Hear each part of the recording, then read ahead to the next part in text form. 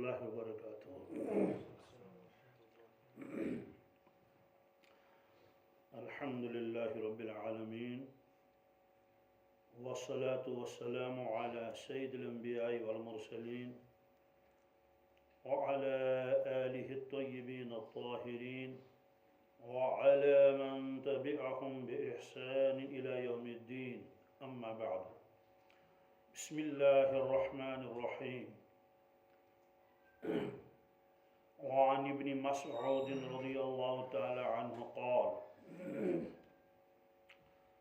قال رسول اللہ صلی اللہ تعالی علیہ وسلم ما من نبی بعثه اللہ فی امته قبلی الا كان له فی امته حواریون واصحاب يأخذون بسنته ويقتدون بأمره ثم إنها تخلف من بعدهم خلوفا يقولون ما لا يفعلون ويفعلون ما لا يؤمرون فمن جاهدهم بيده فهو مؤمن ومن جاهدهم بلسانه فهو مؤمن ومن جاهدهم بقلبه فهو مؤمن وليس وراء ذلك من الإيمان حبة خردل، رواہ مسلم۔ حضرت سیدنا عبداللہ بن مسعود رضی اللہ تعالیٰ عنہ فرماتے ہیں، ارشاد فرمایا حضرت رسول اللہ صلی اللہ تعالیٰ علیہ وسلم نے، مجھ سے پہلے کسی قوم میں اللہ تعالیٰ نے کوئی نبی ایسا نہیں بھیجا جس کے مددگار اور ساتھی اس کی قوم میں سے نہ ہوں، جو اس نبی کے طریقے کو اختیار کرتے اور اس کے احکام کی پیروی کرتے تھے۔ پھر ان مددگاروں کے بعد ایسے نالائق لوگ پیدا ہوئے، ناخلق پیدا ہوئے، جو لوگوں سے ایسی باتیں کہتے جس کو خود نہ کرتے تھے، اور وہ کام کرتے تھے جس کا انہیں حکم نہیں ملا تھا۔ لہذا تم میں سے جو شخص ان لوگوں سے اپنے ہاتھ سے مقابلہ کرے، جنگ کرے، وہ مومن ہے، اور جو شخص ان لوگوں سے اپنی زبان سے مقابلہ کرے وہ بھی مومن ہے۔ جو شخص ان لوگوں سے اپنے دل سے ان کے فعل کو دل سے برا سمجھے اور وہ بھی مومن ہے، اور اس کے علاوہ جو شخص ان کے خلاف اتنا بھی نہ کر سکے، دل میں بھی اس نے اس کو برا نہیں سمجھا، اس میں رائی کے دانے کے برابر بھی ایمان نہیں، رواہ مسلم۔ خلاصہ کیا ہے اس روایت کا؟ یہ ارشاد فرمایا رسول اللہ صلی اللہ علیہ وسلم نے، مجھ سے پہلے جتنے بھی نبی آئے ہیں دنیا میں، کچھ تو ایسے آئے ہیں کہ جن کے اوپر ایمان کسی نے نہیں لایا، لیکن ان کی تعداد کم ہے، تو اکثریت کا حکم بتایا گیا، للأکثر حکم الکل، کہ مجھ سے پہلے اللہ نے جن نبیوں کو بھیجا تو اس کی قوم میں سے ان کے کچھ حوارین تھے، ان کے کچھ مددگار تھے، اور وہ حوارین اور مددگار اور انصار وہ اس نبی کے طریقے پر چلتے تھے اور ان کا حکم مانتے تھے، یعنی متبع تھے اور بہت ہی فرما بردار تھے۔ جب وہ طبقہ دنیا سے رخصت ہوا، اس کے بعد جو ان کے بعد جو لوگ آئے جنہوں نے ان کی جگہ لے لی، فرمایا کہ وہ نالائق تھے۔ کیا کرتے تھے وہ؟ یقولون ما لا یفعلون، وہ زبان سے تو وہ کچھ کہتے تھے لیکن عمل نہیں کرتے تھے، یعنی دوسروں کو واعظ پڑھتے تھے، سمجھاتے تھے، خود عمل نہیں کرتے تھے، اور جس چیز کا حکم نہیں دیا گیا تھا اس کو کرتے تھے۔ تو اس کا مطلب تو یہ ہوا کہ آپ نے یہ فرمایا کہ میری امت میں بھی ایسا ہوگا کہ میری امت کے جو میرے متبعین ہیں، انصار ہیں، صحابہ ہیں، تابعین، تبع تابعین ہیں، وہ تو عمل پیرا ہوں گے اور اقتداء کریں گے، میری سنتوں کو زندہ رکھیں گے، میرے حکم کی تعمیل کریں گے، لیکن ان کے بعد ایسے نالائق بھی آئیں گے کہ جو زبان سے تو بہت کہیں گے لیکن عمل کریں گے نہیں، اور ایسے کام کریں گے جس کا حکم ان کو نہیں دیا گیا تھا۔ فرماتے ہیں ایسے لوگوں کو مقابلہ کرنا چاہیے۔ جس نے ہاتھ سے مقابلہ کیا تو وہ بھی مومن ہے، ان کو بتا دیا کہ یہ کیا کر رہے ہیں آپ، جو کہتے ہیں اس کا الٹا کرتے ہیں، اور جس کام کا حکم نہیں دیا گیا وہی کر رہے ہیں، اور جو ان کی اپنی زبان سے ان کا مقابلہ کرے، ان کو بتا دے کہ بھئی یہ غلط کر رہے ہیں، یہ لوگوں کو گمراہ کر رہے ہیں، یہ بھی مومن ہے۔ اور اگر کوئی آدمی ایسا نہیں کر سکتا کسی اعتبار سے، لیکن اپنے دل سے ان کو برا سمجھتا ہے، ان کے ساتھ اٹھتا بیٹھتا نہیں ہے، ان کی بات نہیں مانتا ہے، فرمایا یہ بھی مومن ہے، یہ بھی۔ لیکن اگر یہ بھی نہیں ہے، دل میں بھی نہیں ہے، بلکہ وہ خوش ہے، بس دل اس کو برا نہیں سمجھتا، یہ تو برا یہ کرتے ہیں، یہ تو خلاف شریعت کام کر رہے ہیں، فرمایا کہ بھائی اگر یہ نہیں ہے تو پھر اس شخص کے دل کے اندر کوئی ایمان کا ذرہ برابر بھی نہیں ہے۔ بہت اہم روایت ہے، یہ گھبرا دینے والی آیت ہے۔ اللہ تعالیٰ نے یہود کو فرمایا اَتَأْمُرُونَ النَّاسَ بِالْبِرِّ وَتَنْسَوْنَ أَنفُسَكُمْ وَأَنْتُمْ تَتْلُونَ الْكِتَابَ أَفَلَا تَعْقِلُونَ۔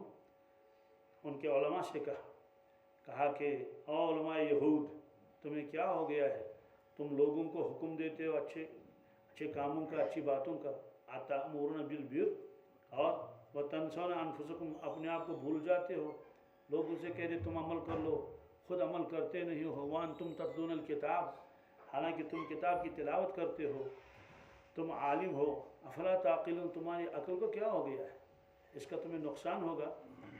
تو یہ اللہ تعالیٰ نے فرمایا، تو آپ نے یہ پیشن گوئی فرمائی میری امت میں بھی ایسا ہوگا، اس لیے اس میں بہت گویا کہ ایک ذمہ داری ہے ہر مومن کے اوپر کہ وہ کوشش کرے کہ وہ دین پر چلے اور اللہ کے نبی صلی اللہ علیہ وسلم کی سنتوں کو اختیار کرے، کہیں ایسا نہ ہو اس وعید میں وہ داخل ہو جائے۔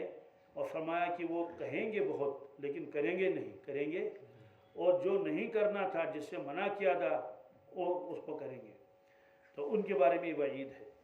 اور قرآن پاک میں بھی یہ مضمون ہے، اللہ تعالیٰ نے خود فرمایا، پہلے تذکرہ کیا اللہ تعالیٰ نے نیک انسانوں کا، نیکوکاروں کا، کہ ان کی خشیت ہے، ان کے دل خوف سے بھرے ہوئے ہیں، اور وہ اللہ تعالیٰ کے فرما بردار ہیں۔ پھر اللہ نے فرمایا فَخَلَفَ مِن بَعْدِهِمْ خَلْفٌ أَضَاعُوا الصَّلَاةَ، لیکن وہ جو اچھے لوگ، نیک لوگ، صالح لوگ، متقی لوگ نکلے، ان کے بعد جو ان کی اولاد آ گئی، ان کے جانشین آ گئے، أَضَاعُوا الصَّلَاةَ، انہوں نے نماز کو برباد کیا۔ کیا کیا؟ جو اہم فریضہ تھا اس کو برباد کیا۔ وَاتَّبَعُوا الشَّهَوَاتِ فَسَوْفَ يَلْقَوْنَ غَيًّا، اور نفسانی خواہشات کی انہوں نے پیروی کی، نماز تو کو ضائع کر لیا، نفسانی خواہشات کی پیروی کی، فَسَوْفَ يَلْقَوْنَ غَيًّا، ان قریب وہ داخل ہو جائیں گے گئی میں، کس میں؟ یعنی وہ دوزخ میں ان کو ڈال دیا جائے گا۔ حدیث میں ہے کہ غی ایک دریا ہے، بہت بڑا دریا، گہرا دریا، جس میں جہنمیوں کی پیپ جمع ہو جاتی ہے اور آگے دریا بہتا ہے، جیسے دنیا میں ہوتے ہیں نا، غسل خانے ہوتے ہیں، باقی ہوتے ہیں، تو اس کا پانی باہر نکلتا ہے، جو نالیاں ہوتی ہیں، ڈرین ہوتا ہے، اس میں سے ڈرین میں سے نکل جاتا ہے، ایک سسٹم اس کا بنا ہوا ہے۔ تو دوستوں کے بدن سے جو پیپ نکلے گا، کیونکہ جلیں گے پھر نیا گوشت چڑھے گا تو پیپ نکلے گا، پیپ بہے گا، یہ سارا پیپ جمع ہو جائے گا، ایک دریا بہے گا اس کا، تو ان لوگوں کو اسی میں ڈال دیا جائے گا، یہ ان کی سزا ہوگی۔ کہتے ہیں کہ کیوں؟ کہ تم نے تو اپنے اسلاف کا تو نام بدنام کر لیا، اور کہتے وہ ہو اور جو کرتے نہیں ہو، جو کرنے کی چیزیں ان کو کرتے نہیں ہو، جو نہیں کرنے کی وہ کرتے ہو، تو ان کے بارے میں یہ وعید قرآن پاک میں بھی ہے۔ فرمایا کہ ہاں الا من تاب، کیا؟ ہاں وہ شخص جو توبہ کرے دنیا میں ہی، زندگی میں ہی، وآمن، اور سچا مومن بنے، وعمل صالحا، اور عمل کرے صالح، زندگی بدلے، فاولئک یدخلون الجنہ، اور ان لوگوں کو جنت میں داخل کیا جائے گا، ولا یظلمون شیئا، اور اللہ تعالیٰ ذرا بر بھی ان پر ظلم نہیں کرے گا۔ لیکن یہ تب تک ہے جب تک وہ کیا ہے، توبہ کرے گا، تب تک موقع ہے۔ یہ جو حواری کا لفظ آیا ہے کہ ہر نبی کے کچھ حوارین ہوتے ہیں، یہ حواری کا لفظ قرآن پاک میں بھی آیا ہے، یہ لفظ نکلا ہے حور سے۔ کیا؟ حور کہتے ہیں اصل میں سفیدی کو، کس کو؟ اور عیسیٰ علیہ السلام جا رہے تھے تو ایک جگہ دھوبی، وہ کپڑے دھو رہے تھے لوگوں کے، حضرت وہاں تشریف لے گئے، حضرت نے فرمایا کہ ارے بھائیو آپ لوگ کیا کرتے ہیں؟ انہوں نے کہا حضرت ہم لوگوں کے کپڑے دھوتے ہیں، ہمارا تو یہ معاش ہے، یہی ذریعہ ہمارے۔ حضرت نے فرمایا تم لوگوں کے کپڑوں کے میل کو دور کرتے ہو، آؤ میں تمہارے دلوں کے میل کو دور کر لوں گا۔ کہا کیا کرنا ہے؟ کہا کہ آپ کو کلمہ پڑھنا ہے۔ ان کو دعوت دے دی، وہ مسلمان ہو گئے۔ تو بعد میں انہی لوگوں نے ساتھ دیا حضرت عیسیٰ علیہ السلام کا، چونکہ وہ حواری کہتے تھے، لہذا یہ نام پھر ان لوگوں پر بھی پڑ گیا جو اگرچہ یہ کام نہیں کرتے تھے لیکن وہ مددگار ہو گئے، مددگار بن گئے۔ ان کا تذکرہ قرآن پاک میں بھی ہے۔ اللہ تعالیٰ فرماتے ہیں ایمان والوں کو خطاب، یا ایہا الذین آمنوا کونوا انصار اللہ، اے ایمان والو تم سب کے سب اللہ کے مددگار بن جاؤ۔ کیا اندازہ لگاؤ، اللہ کے مددگار سب کے سب، کونو آئے نا سب ان کے، یعنی پوری امت کو حکم ہے کہ اے اللہ کے اے ایمان والو سب کے سب اللہ کے مددگار بن جاؤ۔ تو اللہ تعالیٰ کی مدد کیا کرنی ہے؟ کیا کہیں اس کا باغ ہے تو ہم کہیں گے جناب حضرت ہم آپ کی خدمت میں، آپ باغ کا کام کریں گے، ہم اس میں پانی بھر دیں گے، سیب اتاریں گے؟ اس کا مطلب ہے اللہ کی مدد ہے، انہیں اللہ کے دین کی مدد کرنا۔ کس کی؟ اللہ کے دین کی مدد کرنا۔ تو یہ فرمایا کونوا انصار اللہ، چونکہ اللہ کے دین کی مدد کرتے اس لیے ان کی نسبت اللہ کی طرف ہوگی۔ کس کی طرف؟ بظاہر تو وہ اللہ کے دین کی مدد کر، اللہ تعالیٰ فرماتے ہیں نہیں یہ دین کے لیے میری مدد کر رہا ہے، یہ میرے مددگار بن گئے۔ اس لیے صحابہ کرام کا نام پڑ گیا انصار، کیا؟ جو مدینہ طیبہ کے رہنے والے تھے۔ یہ آیت بہت عجیب ہے، کاش ہم لوگ اس پر غور کرتے۔ ہر امتی کو یہ حکم ہے، کیا؟ یا ایھا الذین آمنو، اے ایمان والو، کونوا انصار اللہ، کونوا اللہ کے دین کے مددگار ہو جاؤ، بن جاؤ۔ کما قال عیسیٰ ابن مریم، جیسے عیسیٰ ابن مریم علیہ السلام نے فرمایا تھا للحواریین، حوارین سے، کن سے؟ ان سے فرمایا من انصاری اللہ، بتاؤ اللہ کے واسطے میرا مددگار کون ہے تم میں؟ اللہ تعالیٰ کے واسطے، اللہ کے لیے میرا مددگار کون ہے؟ آؤ میرے ساتھ چل کر میرے دین کی مدد کرو، اللہ کے دین کی مدد کرو۔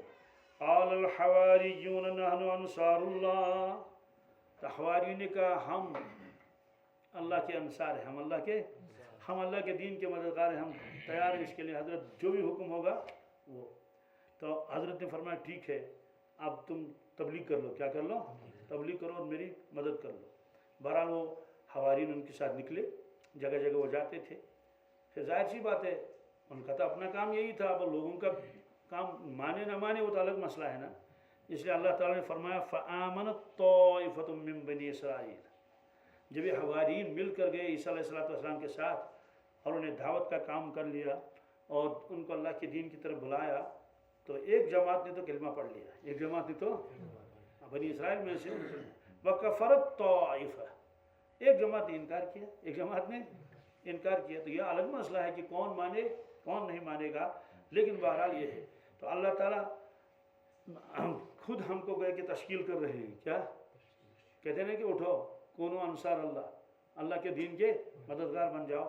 پھر یہ فرمایا کہ دیکھو یہ مطالبہ صرف تم سے نہیں ہے، صرف اس امت سے، اس سے پہلے بھی ایسے مطالبے ہوتے تھے، جیسے عیسیٰ علیہ السلام خود تشکیل کر رہے من انصاری اللہ، کیا من انصاری، کون ہے جو اٹھے اس وقت اور دین کی مدد کرے اور اللہ کی مدد کرے؟ یہ تو عیسیٰ علیہ السلام خود تشکیل کر رہے ہیں نا۔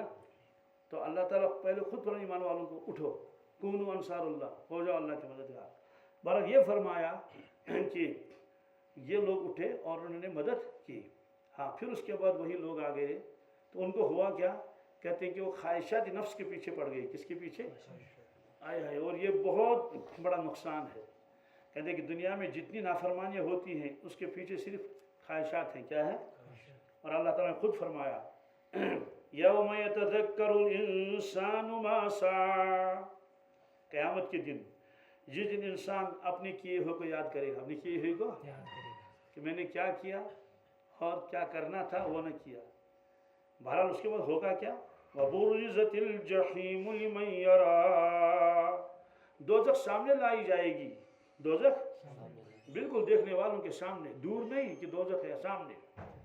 پھر کیا ہوگا؟ فَأَمَّا مَنْ طَغَى وَآثَرَ الْحَيَاةَ الدُّنْيَا، تو اس روز یہ حالت ہوگی جس شخص نے نافرمانی کی ہوگی اور سرکشی کی ہوگی، وَآثَرَ الْحَيَاةَ الدُّنْيَا، دنیا کی زندگی کو اس نے ترجیح دی ہوگی، کیا فوقیت دی ہوگی، دین کو معمولی سمجھا ہوگا، بس دنیا ہی میں ہی ہر وقت یہی دنیا کی فکر، اپنے دکان کی فکر، اپنے باغ کی فکر، اپنے نوکری کی فکر، ہر وقت اپنے بچوں کی فکر، بھئی اعلیٰ تعلیم یافتہ ہو جائیں، اسی میں رہا۔ اللہ تعالیٰ فرماتا ہے فَإِنَّ الْجَحِيمَ هِيَ الْمَأْوَىٰ، اس کا ٹھکانہ دوزخ ہے، اس کا ٹھکانہ۔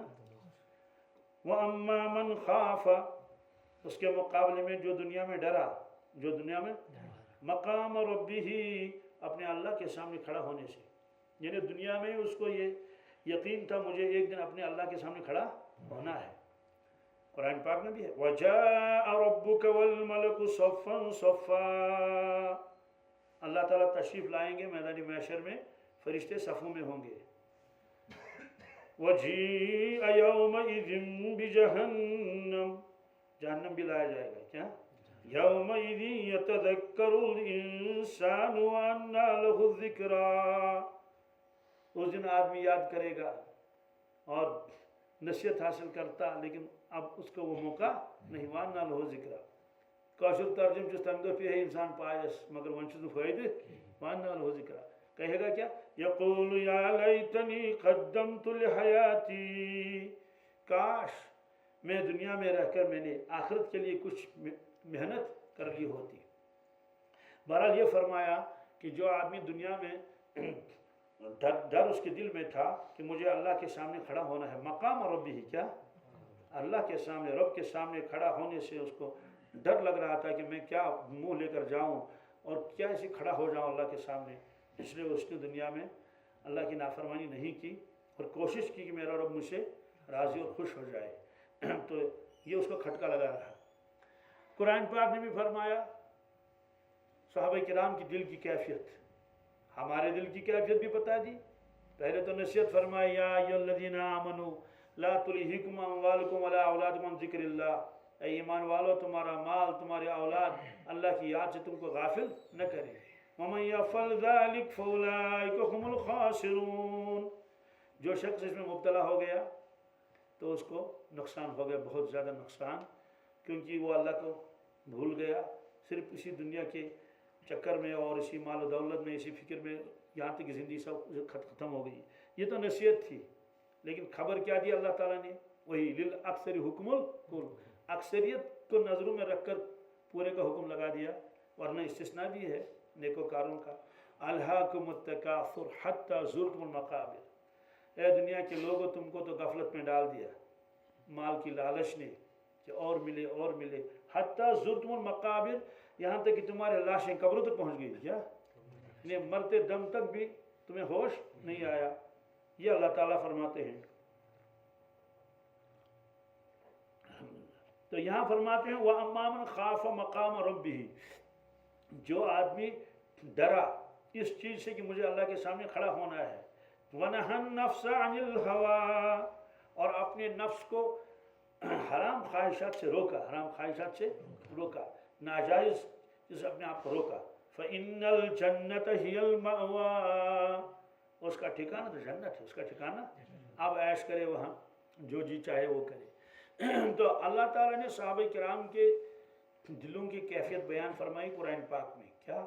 رجال لا تلہیہم تجارت ولا بیع عن ذکر اللہ وإقام الصلاة وإیتاء الزکاة، یہ اللہ کے بندے ایسے ہیں مقدس اور مبارک اور عمل کرنے والے، لا تلہیہم تجارت ولا بیع عن ذکر اللہ، ان کی تجارت خرید و فروخت ان کو اللہ کے یاد سے غافل نہیں کرتی۔ وإقام الصلاة، نماز کے پابندی میں ان کو بالکل رکاوٹ نہیں بنتی ہے، چاہے کروڑوں کا سودا کریں اور کاروبار کریں۔ وإیتاء الزکاة، زکوٰۃ دینے میں بھی ان کو کوئی رکاوٹ چیز نہیں بنتی ہے، کہ نہیں بخل نہیں ہے، وہ نہیں، برابر ہے۔ سوال کیوں؟ ان کے دل کی کیفیت کیوں ایسی ہے؟ کیا کاروبار میں بھی اور غفلت نہیں ہے؟ ہر وقت ذہن میں تصور ہے کہ یخافون یوما تتقلب فیہ القلوب والابصار، ان کے دل ڈرتے رہتے ہیں ہر وقت، ہر وقت اس دن کا خوف ان کے دلوں میں پیوستہ ہو چکا ہے۔ تتقلب فیہ القلوب والابصار، جس دن دل بھی پلٹ جائیں گے اور آنکھیں بھی الٹ پلٹ ہو جائیں گی، یعنی آخرت کا خوف ان کے دلوں میں پیوست ہو چکا ہے۔ یہی مقصود بھی ہے، یعنی کہ کبھی یاد آیا کبھی نہیں آیا، نہیں، ہر وقت ذہن میں رہے۔ ہر وقت کیسے ذہن میں رہے گا؟ اس کو استحضار کہتے ہیں، کیا؟ صفت احسان، اس کی مثال ہے ایک آدمی کا کوئی گھر کا فرد ہسپتال میں ہے، بیمار ہے، اب یہ اس کے ساتھ ہے، 5 دن 8 دن وہاں رہا، درمیان میں اس نے کسی دوسرے کو وہاں رکھا، خود گھر آیا، کہنے کہ میں ذرا باغ کو دیکھ لوں، دکان کو دیکھ لوں، پھر 2-3 دن کے بعد پھر واپس آ جاؤں گا جب تک بیمار کو چھٹی دے دیں یا جو بھی اس کے مقدر میں ہو۔ اب جب یہ گھر آ جاتا ہے اور اس کا باپ یا ماں وہ کہاں ہے؟ وہ ہسپتال میں ہے، یہ تو پھر اپنا کام کر رہا ہے لیکن ہر وقت ذہن لگا رہتا ہے اپنے باپی کے ساتھ، بالکل ایسا لگتا ہے کہ یہ بالکل بیڈ کے پاس ہے، تو دیکھتا رہتا ہے گھڑی، ہاں اس وقت تو جو ہے وہ اس کو یہ دوائی دینی تھی، یہ انجیکشن لگانا تھا، اس وقت تو اس کو چائے کا یہ موقع ہے، اس وقت تو ڈاکٹر راؤنڈ کر رہے ہوں گے، حالانکہ یہ ہے اور کہیں، تو لیکن دل کہاں لگا ہوا ہے؟ اور یہ تجربہ ہے، بالکل 1 منٹ کے لیے بھی وہ اس سے ہٹتا، یہ تصور کام بھی کر رہا ہے لیکن ذہن ادھر لگا ہوا ہے، یہ استحضار ہے۔ تو اللہ تعالیٰ فرماتے ہیں صحابہ کرام تو کام میں لگے ہوئے ہیں، کاروبار میں لگے ہوئے ہیں، لیکن ان کا ذہن میدان محشر میں ہے۔ کس میں؟ میدان محشر میں ہے۔ ان کو ہر وقت ذہن میں رہتا ہے کہ یہاں سے تو جانا ہے اور محشر میں اللہ کے سامنے کھڑا ہونا ہے۔ اس لیے فرمایا کہ جو شخص اپنے نفسانی خواہشات کو جس نے وہ قابو میں رکھا اور نفس کے پیچھے نہیں چلا، فرماتے ہیں کہ یہ نماز جو چھوڑتے ہیں مسلمان، یہ تو نفسانی خواہشات ہے۔ نفس کہتا ہے چھوڑو، اب کون اٹھے گا، تھوڑا آرام کر لیں گے، کوئی جرمانہ تھوڑی ہوگا۔ رشوت لیتے ہیں، حرام کھاتے ہیں، مال کی محبت ہے، یہ بھی تو نفسانیت ہے۔ یعنی جتنی بھی خرابیاں ہیں وہ سب کیا ہے؟ وہ خواہشات نفسانی کا نتیجہ ہے۔ تو اللہ کے نبی صلی اللہ علیہ وسلم نے فرمایا ایسے لوگوں کے ساتھ جنگ کرنی چاہیے، مقابلہ کرنا چاہیے۔ کیوں؟ اس لیے کہ انہوں نے تو الٹا کر دیا، کہتے وہ ہیں ہاں جو کرتے نہیں، اور جو نہیں کرنا تھا اللہ تعالیٰ بچائے۔ اس میں ایک ہے کہ علماء سو آئیں گے، کیا علماء سو؟ ظاہر سی بات ہے، کہتے تو ہم ہی علماء زیادہ ہیں، ہم ہی مولوی لوگ ہی تو زیادہ واعظ وغیرہ پڑھتے رہتے ہیں۔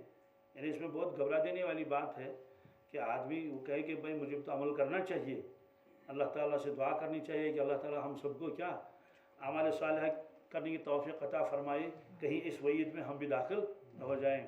اور یہود کی مذمت اللہ نے اسی کی فرمایا کہ مثل الذین حملوا التوراۃ ثم لم يحملوها كمثل الحمار يحمل اسفارا استغفر اللہ استغفر اللہ۔ اللہ تعالیٰ نے مذمت بیان کی، کس کی؟ یہود کے علماء کی۔ فرمایا کہ ان کی مثال، جنہوں نے تورات کو تو اٹھایا، یعنی تورات کا علم ان کے پاس تھا، ثم لم يحملوها، لیکن اس تورات کے اوپر جو انہوں نے عمل نہیں کیا، ان کو تشبیہ دے دی گدھوں کے ساتھ۔ کس کے ساتھ؟ اللہ بچائے۔ فَمَثَلُ الَّذِينَ حُمِّلُوا التَّوْرَاةَ، جن لوگوں کو تورات پر عمل کرنے کا حکم دیا گیا تھا، ثُمَّ لَمْ يَحْمِلُوهَا، لیکن انہوں نے اس پر عمل کچھ نہیں کیا، پڑھتے تھے، پڑھاتے تھے، سب کرتے تھے، اس کی تفسیریں بھی لکھتے تھے اور ٹرانسلیشن کرتے تھے۔ کمثل الحمار، کمثل، ان کی حالت اس گدھے کی سی ہے، یحمل اسفارا، جس کے اوپر کتابیں لدی ہوئی ہیں۔ کتابیں جیسے پہلے زمانے میں سامان منتقل کرتے تھے نا، اب ایک آدمی کو سامان منتقل کرنا ہے، لائبریری منتقل کرنی ہے، تو گھوڑوں گدھوں کو اس کے لیے استعمال کرتے تھے، تو گدھے کے اوپر کتابیں رکھ دی، تفسیر رکھ دی، اور حدیث فقہ کی کتابیں اور لے جا رہے ہیں۔ تو اللہ تعالیٰ فرماتے ہیں کہ یہ جو یہود ہیں، تو ان کے جو علماء ہیں، اور ان کی مثال تو ان گدھوں کی سی ہے کہ جس کے اوپر کتابوں کا بوجھ ہے، اور گدھے کو یہ معلوم ہی نہیں اس پہ لکھا کیا ہے۔ فرماتے ایسے یہ بھی ہیں، ایسے بوجھ تو ہے ان کے ذہن میں، تو بہت سارا علم ہے ان کے دماغ میں، لیکن بس ان کی مثال تو انہی کی ہے۔ پھر فرمایا بئس مثل القوم الذین کذبوا بآیات اللہ، کتنی بری حالت ہے ان لوگوں کی، انہوں نے اپنے عمل سے اللہ کی آیتوں کو جھٹلایا، اپنے عمل سے اللہ کی آیتوں کو یا بالکل انکار کیا۔ واللہ لا یہدی القوم الظالمین، اللہ تعالیٰ ایسے ظالموں کو توفیق کیسے مل سکتی ہے۔ تو بہرحال اس میں بہت ہی وہ جو ہے سوچنے کا مقام ہے کہ اللہ تعالیٰ بچائے کہیں اس وعید میں ہم لوگ شامل نہ ہو جائیں۔ بہرحال یہ آپ نے فرمایا قرب قیامت کی علامتوں میں سے یہ بھی ہے کہ یہ امت عمل نہیں کرے گی۔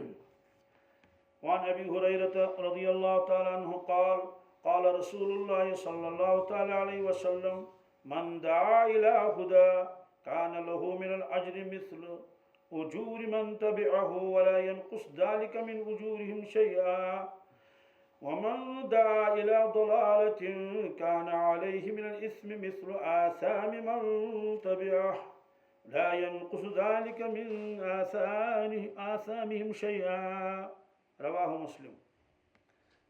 اس میں فضیلت ہے مبلغین حضرات کی. کن کی؟ داعین حضرات کی. روایت کیا ہے؟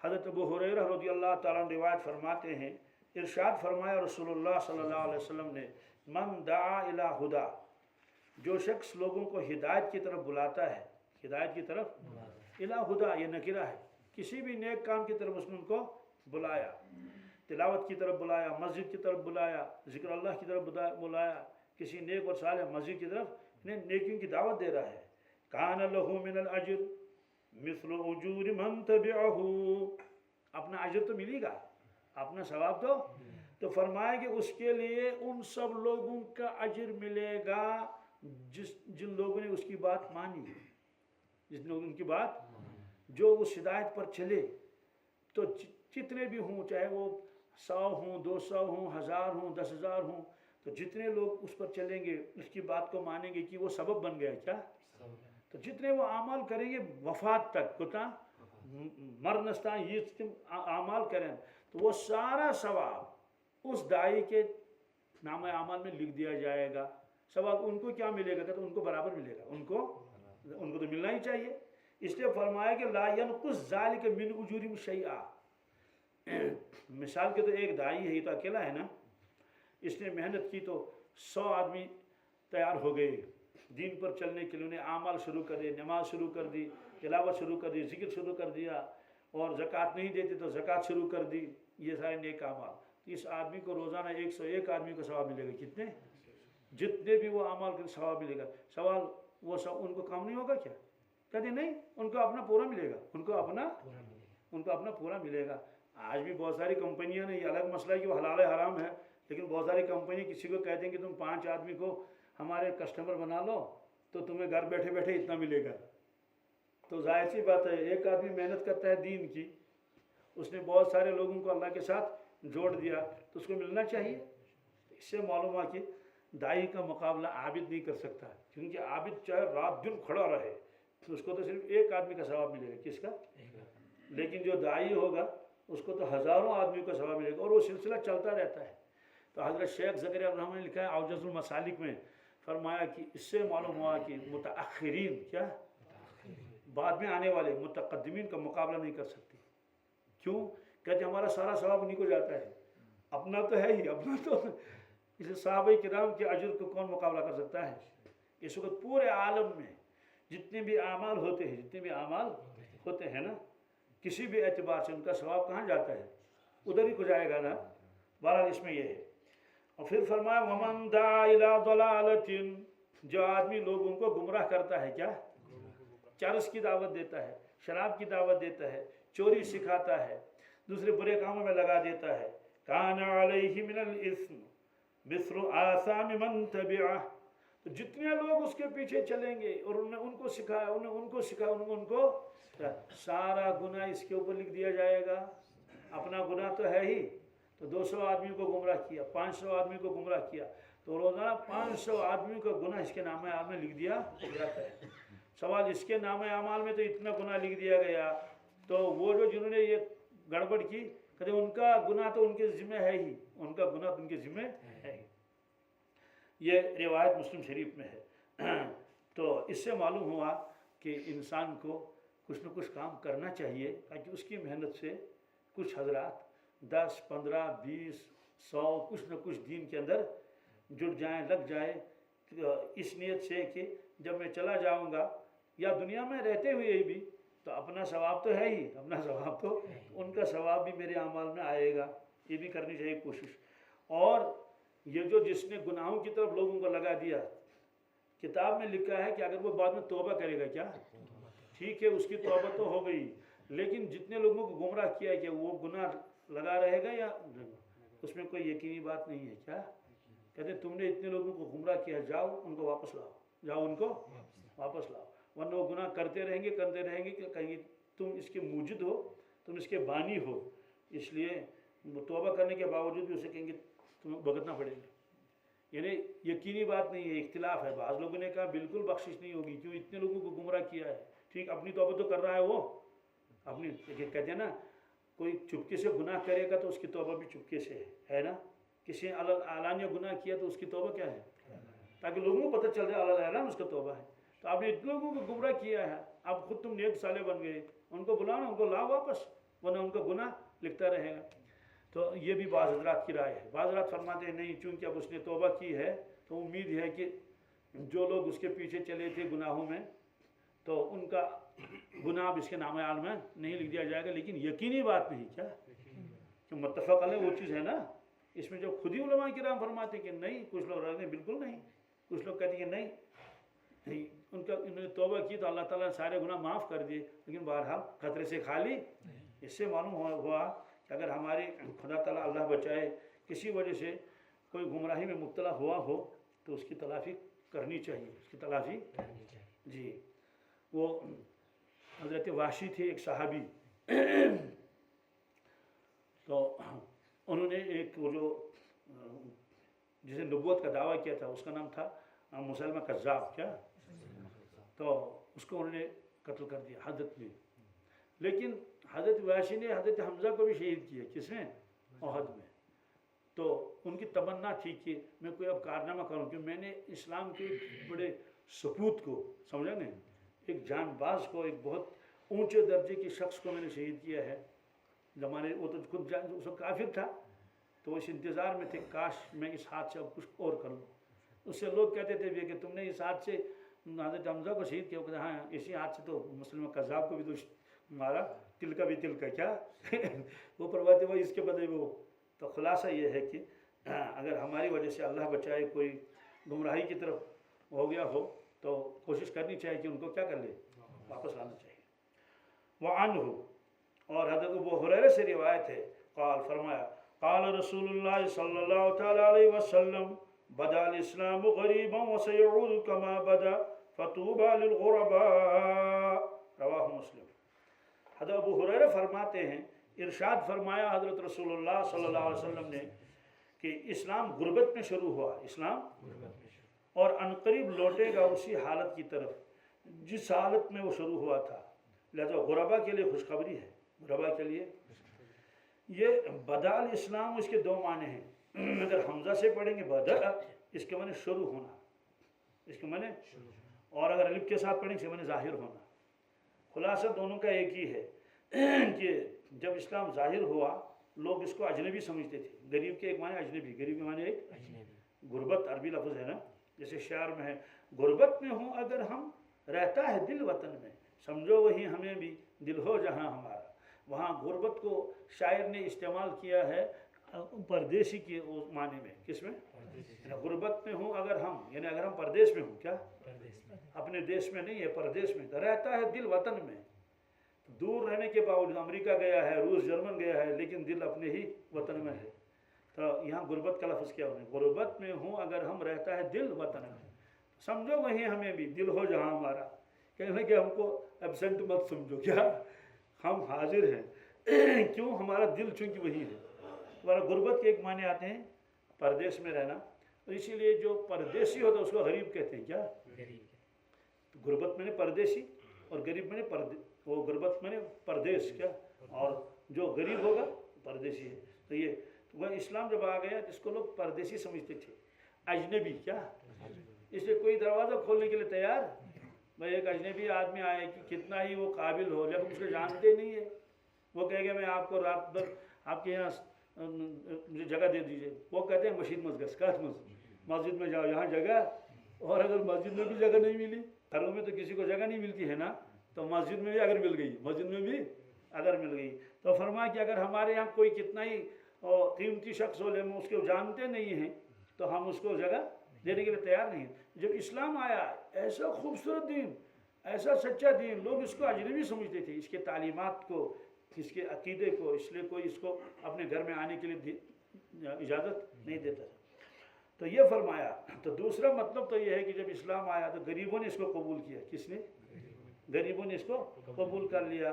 مالداروں نے مخالفت کی. کیوں؟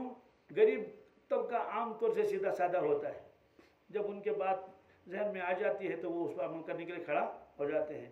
امیروں نے مخالفت کی، کیا امیروں نے؟ انہوں نے مانا نہیں، کیونکہ ابو جہل امیر تھا، ابو لہب امیر تھا، یہ لوگ مخالفت کرتے تھے۔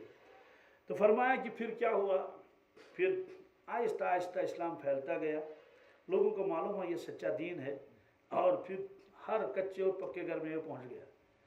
یہ ابتدا تھی، پھر اس کے بعد اسلام پھیلا اور پھولا، پھلا یہ فرمایا۔ لیکن وَسَيَعُودُ قَرِيبًا، کیا ان قریب یہ پھر غریب ہو جائے گا۔ ان قریب یہ غریب کا مطلب یہ ہے کہ پھر غریب اس پر چلیں گے، امیر تو اس کو چھوڑ ہی دیں گے، وہ کہیں گے ہم کاروباری لوگ ہیں، ہمیں تو فرصت نہیں ہے نمازوں کی، دوسری چیزوں کی۔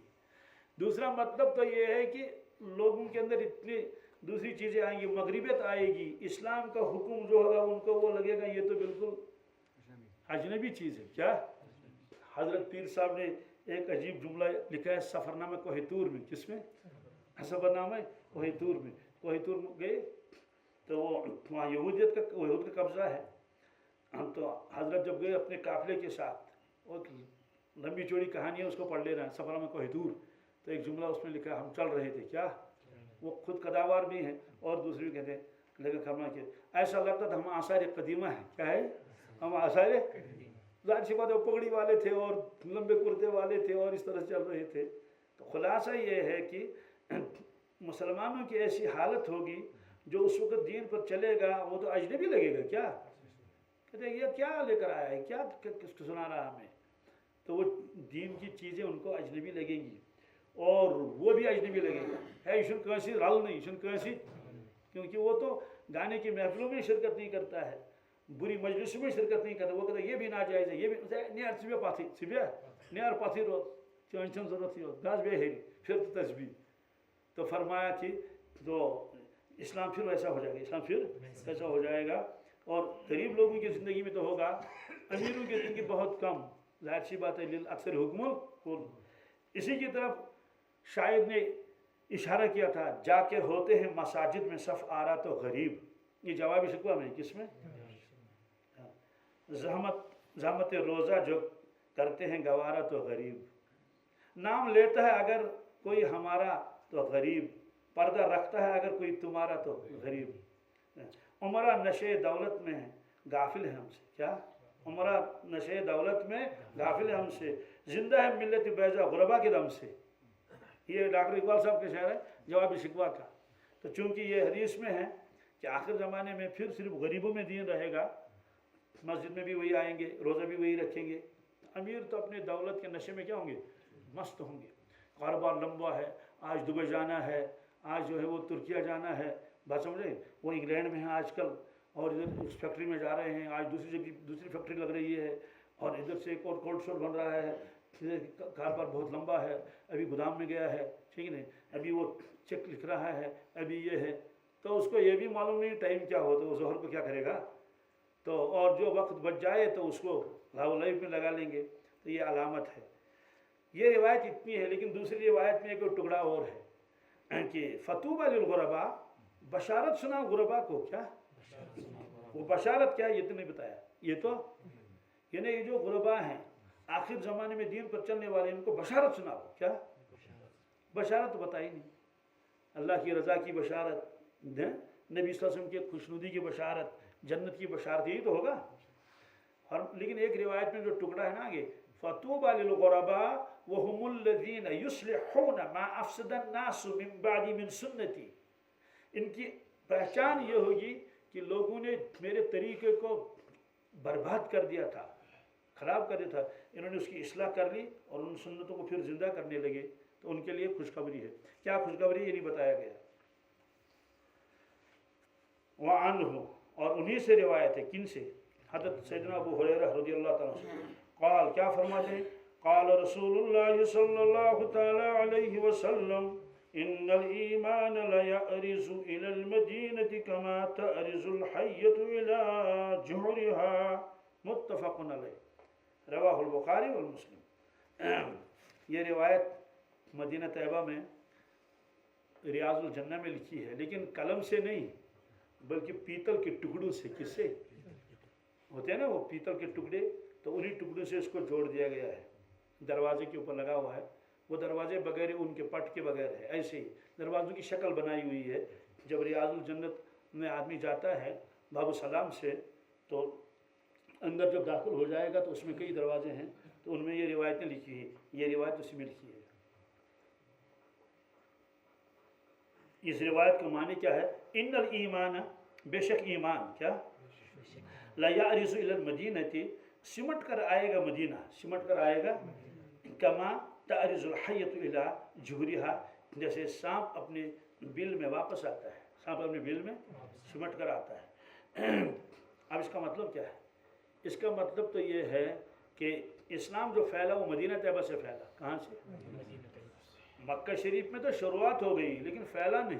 क्या वो बहुत कम लोगों ने इस्लाम कबूल कर लिया और फिर वो जंगें करते थे और क्या क्या सताते थे, लेकिन मदीना तैयबा में आकर इस्लाम फैलने लगा। तो उसको दारुल हिजरा भी कहते हैं, दारुल सलाम भी कहते हैं। बहरहाल ये आवाज़ किसका नहीं है? इसको थोड़ा वो कर लें, कम कर लें आवाज़, या बंद भी कर सकते हैं। तो फरमाया कि तो क्या मैं कह रहा था, हाँ मदीना तैयबा में ये फैला, फिर पूरे आलम में फैला। अब उसके बाद क्या हुआ, जब क़यामत नज़दीक आएगी तो ये सिमट कर आएगा, इस्लाम और ईमान सिमटने का मतलब ये है कि लोग इस्लाम छोड़ देंगे, लोग इस्लाम बिल्कुल छोड़ ही देंगे। फिर इतला आएगी आज फ़लाँ कबीला मुर्तद हो गया, आज फ़लाँ मुल्क से इस्लाम निकल गया, तो ये निकल गया, तो निकलते निकलते निकलते हिजाज में आएगा। किस में? हिजाज, शाम वगैरह, फिर वहाँ से भी सिमटते सिमटते आएगा, यहाँ तक ना ताइफ में रहेगा ना मक्के में रहेगा। क्या? सिर्फ मदीना, किस में? मदीने में आकर रहेगा। यानी ईमान वाले सिर्फ मदीने में होंगे और कहीं नहीं, और जो इधर उधर ईमान वाले होंगे वो भी भाग कर आएंगे किस में? मदीना तैयबा में, अपने ईमान को बचाने के लिए। बाकी तमाम जगहों से ईमान ख़त्म हो जाएगा, कोई मोमिन नहीं रहेगा। मदीना तैयबा क्यों आएगा? फरमाते चूँकि वहीं से फैला था, वहीं अपने ठिकाने पर आ जाएगा। क्योंकि ईमान जो है ये इसके बानी जो है हज़रत रसूलुल्लाह सल्लल्लाहु अलैहि वसल्लम खुद हैं, दीन इस्लाम के बानी है ना, क्योंकि ये वापस उन्हीं के पास आएगा। और आरिफीन के यहाँ ये है कि वो फरमाते हैं कि हर मोमिन का ईमान, क्या ये अक्स है मोहम्मद के ईमान का। किसका है? अक्स है। जब ईमान रहेगा नहीं तो जितने भी, तो वो वापस कहाँ आएगा? मदीने में ही आएगा। अक्स का मतलब है कि असल ईमान हजरत का है, हमारा परतव है। क्या? जैसे सोलर लाइट है ना, सोलर लाइट असल तो सूरज की है वो, तो जो जो प्लेट उसके सामने रहेगा ऐसे, किसके सामने? सूरज के सामने जो प्लेट ऐसे रहेगा ना, तो वो चार्ज हो जाएगा। लेकिन अगर सूरज ही नहीं होगा तो वो चार्ज क्या होगा? और अगर सूरज है लेकिन प्लेट ही नहीं है, तारे नहीं हैं, तो उस दोनों चीज़ें होने ज़रूरी है ना। और फिर उसके बाद जो है वो एक बहुत ऊंची बात लिखी है आरिफीन ने, जिसका इजहार मुनासिब नहीं, जिसका इजहार तब पता चलता है कि वाकई असल ईमान तो मोहम्मद रसूलुल्लाह में ईमान है, और हम सब लोगों का ईमान उसका क्या है? एक परतव है, एक अक्स है। इसलिए ईमान वापस जाएगा कहाँ? मदीना। अब सांप के साथ क्यों तशबीह दे दी? वल्लाहु आलम। क्या मुझे याद नहीं है कि मुझे शायद मैंने कहीं पढ़ा है या वैसे जहन में है कि सांप तो बचाने के लिए अपने बिल में जाता है। जब उसको अपनी जान बचाने के लिए, जब उसको मालूम है कि लोग तो लाठियाँ लेकर आए और डंडे लेकर आए, वो भागेगा तो कहाँ भागेगा? अपने बिल में भागने की कोशिश करेगा, वही उसका बचाव है। लेकिन सांप ही क्यों कहा? बहुत सारे जानवर तो वापस आते हैं। तो वल्लाहु आलम, ये मैंने कहा या तो मैंने कहीं से पढ़ा हुआ है या तो जहन में ऐसे ही है, क्योंकि सांप से लोग डरते हैं। क्या? सांप से लोग चाहते हैं इसको भगाए, तो इस तरह से लोग इस्लाम से डरेंगे। क्या कहते हैं? वंशा अशे, क्या वो होता है इस्लाम अशे अटस। तो ये तो लोग जो है इस्लाम से कहेंगे वह डर जाएगा, भाई सुन्नत के मुताबिक शादी कर लो, नहीं इसके लिए हम तैयार नहीं हैं, वरासत दे दो, इसके लिए हम तैयार, तो शरीयत के कानून से डरेंगे। बल्कि एक भाई ने दूसरे भाई से कहा कि मुझे कुरान और हदीस में हिस्सा मिलता है, हालांकि वो अच्छा खासा जानने वाला है, तो इशारा भी मेरे मुनासिब नहीं है। उसने कहा आशा कुरान और हदीस चलन। क्या? आशा कुरान और हदीस, हालांकि मुबल्लिग है, نعوذ باللہ من ذالک، اپنی نفسانی خواہشات کے لیے، مال کی لالچ کے لیے اس نے کہا آسن قرآن حدیث چلن کہتی۔ تو لوگ خود قرآن حدیث سے ڈریں گے کہ اگر قرآن حدیث کے مطابق فیصلہ کریں گے تو ہمارا تو یہ ہوگا وہ ہوگا۔ اسے فرمایا کہ سانپ کی طرح اسلام کو دیکھیں گے، کس کی طرف کہ یہ نقصان دہ ہے ہمارے لیے، بہرحال، اور کہیں گے کسی طرح سے یہاں سے نکل جائے، کسی طرح سے یہاں سے نکل جائے۔ تو سانپ واپس آئے گا کس نے؟ اپنے بل میں آئے گا۔ یہ اللہ کے نبی صلی اللہ علیہ وسلم نے پیشن گوئی فرمائی ہے، یہ قرب قیامت میں ہوگا۔ کیا قرب قیامت میں ہوگا؟ لوگ آہستہ آہستہ دین کو چھوڑ دیں گے، پھر آپ دین والوں کو، ایمان والوں کو ڈھونڈیں گے، اور مدینہ طیبہ کے علاوہ اور کہیں ملیں گے نہیں۔ اس میں مدینہ طیبہ کی فضیلت بھی ہے کہ نہیں؟ مدینہ طیبہ کی فضیلت ہے اس میں آخر میں، اور اس کے بعد پھر قیامت آئے گی، اللہ خیر صلی اللہ، جب ایمان کہیں رہے گا ہی نہیں، کوئی دنیا میں ایمان والا نہیں رہے گا، تو مدینہ طیبہ کے اندر جو لوگ ہیں وہ بھی آہستہ آہستہ وفات پا جائیں گے، پھر کوئی اللہ کرنے والا کائنات میں نہیں رہے گا۔ حدیث میں لا تقوم الساعہ حتی یقال اللہ فی الارض، تب تک قیامت قائم نہیں ہوگی جب تک زمین میں ایک آدمی بھی اللہ کرنے والا باقی رہے گا، چاہے وہ مشرق میں ہو یا مغرب میں ہو، جنوب میں ہو، شمال میں ہو۔ اور لگتا تو یہی ہے کہ وہ اللہ کرنے والا آخر میں مدینے میں ہوگا۔ کس میں ہوگا؟ اب جب اس کا بھی انتقال ہو جائے گا، اللہ تعالیٰ فرمائیں گے اب تو کوئی ایمان والا رہا نہیں، جس کے لیے ہم نے اس کائنات کو بنایا تھا اور ایک خیمہ صاحبان لگایا تھا۔ مہمانوں کے لیے صاحبان لگاتے؟ اگر ایک بھی مہمان صاحبان میں ہوگا تو کیا مہمان آپ صاحبان گرا دیں گے؟ کیا آپ لائٹ آف کریں گے؟ کیا فرض اٹھائیں گے؟ کیا بھائی ابھی معزز مہمان یہاں ہیں، 2 بیٹھے ہیں، 3 بیٹھے ہیں، باقی ایک ایک کر کے چلے گئے۔ جب دیکھتے ہیں کہ اب وہ کوئی نہیں رہا، اب کو تو خیمہ والا آتا ہے، صاحبان والا آتا ہے، بچوں سے کہتے ہیں چھوٹے جبر نہیں لوں کیا تو ایک دم جو کیا کرتا ہے تو اس کی رسیاں کھولنا شروع کر دیتا ہے۔ تو اللہ تعالیٰ جب دیکھے گا کہ یہاں اللہ کرنے والا کوئی رہا نہیں، اللہ کو پہچاننے والا جاننے والا کوئی نہیں رہا، کہتے ہیں یہ آسمان ہے کس کے لیے؟ یہ آسمان جن کے لیے بنایا تھا تو وہ تو ایک ایک کر کے چلے گئے۔ تو اللہ تعالیٰ بس جو ہے وہ اسرافیل سے فرمائیں گے ایک پھونک مارو، کیا اور پھونک مارے گا اور فوراً جو ہے وہ سب ختم ہو جائے گا۔ بہرحال اس میں مدینہ طیبہ کی فضیلت کا بیان ہے، اور اپنے ایمان کی فکر کرنے کی بھی ضرورت ہے۔ اللہ تعالیٰ توفیق عطا فرمائے۔